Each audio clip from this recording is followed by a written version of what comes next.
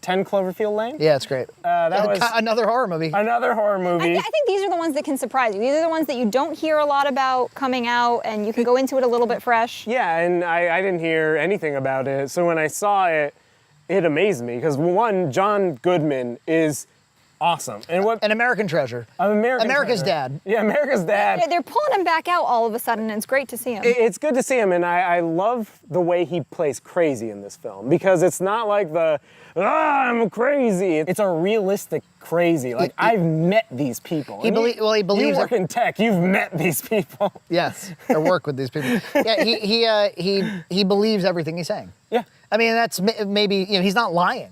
Yeah. He never once is lying. And you have to question whether you should believe him or not, because he's not saying anything outrageous. He's just saying things that are tweaked, and you know they're not right, but you can't prove they're wrong. So yeah, just to summarize, a woman gets hit by a car while she's driving. She gets pulled into this bunker.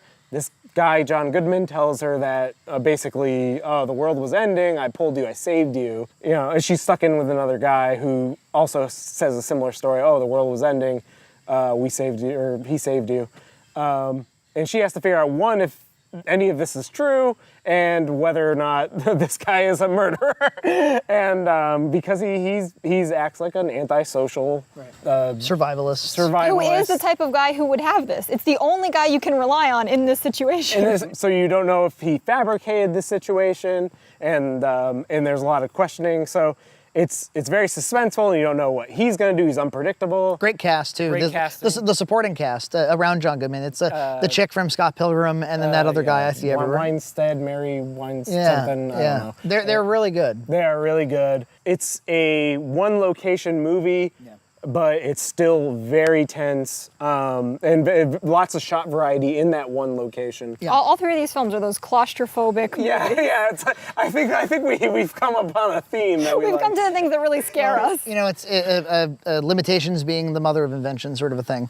Where it's like, and even some of our favorite superhero movies seem to be the ones where you're limited to just a small set of characters. Yep. Even though we blew Civil War.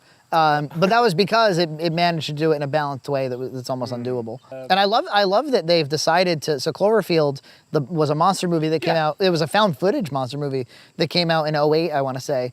And now, 8 years later, they've decided to make an anthology sequel that's lower stakes. Yeah. But it's not even really a sequel. They're like, it's kind of a sister film, and you don't even know that it's the same monsters, and it may not be. And actually, I think that was the weakest part, is JJ putting his little fingerprint at the end. It almost seems like, I think, rumor has it, or I thought I heard this, that it was either originally scripted to be a standalone film, or it was originally... I heard that it was originally scripted to be completely standalone. And they said, well, why don't we make it a Cloverfield anthology film? Yeah. And JJ ordered some reshoots. Yeah, because they were like, it kind of sounds like what happened in Cloverfield. Maybe that could somehow be related. And that part doesn't really work that well for me, but it's such a strong movie on its own. But if it inspires more differently genred films that took place on the same day, I think that's really creative and interesting. I think it's different genres. I like that, or it's like more of a Twilight Zone-y thing where you can explore different themes. Yeah. I think that's really. And how about the fact that the marketing was anti-marketing? Like, is this a new thing where it's like, if you try to set up the fact that a big movie's coming out for a year, people become tired of it? Oh yeah. And instead, just like tell them a month before it comes out, and then and they drop it in theaters. And that was actually probably the most amazing thing, where it came out of nowhere. Because I did enjoy the original Cloverfield. I did too. We both liked it. When they, all of a sudden, a month before it opens, they just drop the trailer. That's exciting for me personally. I remember it was getting passed around being like, did anyone know about this? As if we were excited for a Cloverfield sequel anyway. Yeah, and where the opposite of this is Batman versus Superman, where they tease the logo, trailer 1, 2, 3, 4, 5, 6, 7. For 3 years. For 3 years. So I appreciate the change of pace.